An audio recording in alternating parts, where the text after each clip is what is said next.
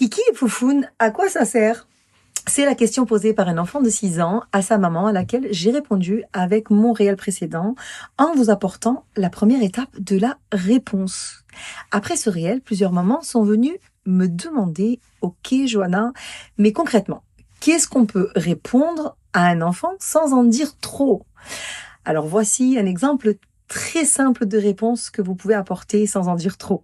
Quand un jeune enfant demande à quoi servent Kiki ou la Foufoune, et petite parenthèse, je préfère nommer les parties intimes par leur vrai nom anatomique, pénis et vulve, on peut répondre ceci, après avoir accueilli, remercié, valorisé et renvoyé la question comme vous le savez déjà.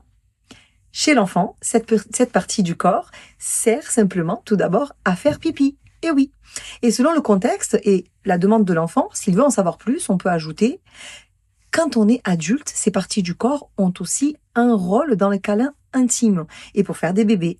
Mais cela concerne uniquement les adultes qui s'aiment, qui se respectent et qui sont consentants, bien entendu. Pourquoi cette réponse me semble juste? Eh bien, parce qu'elle donne une vraie réponse, sans entrer trop dans les détails qui ne correspondent pas forcément aux besoins de savoir de l'enfant. Ce qui est essentiel, c'est de construire la base qui est l'affect, le respect du corps, ce qui est intime, privé, les limites corporelles, le fait qu'un enfant n'est jamais concerné par la relation sexuelle. Donc, aussi qu'il ne peut pas être consentant ni avec un adulte, ni avec un enfant. Ne pas avoir de tabou ne signifie pas tout dire d'un seul coup. Cela veut dire répondre de manière adéquate, avec justesse, au bon moment, en fonction de l'âge, de la question posée, de ce que l'enfant est prêt à entendre et ce qu'il sait déjà, qu'il aura certainement entendu des choses à l'école ou ailleurs. Et c'est aussi pour cela que je ne valide pas certains supports, trop détaillés, trop tôt.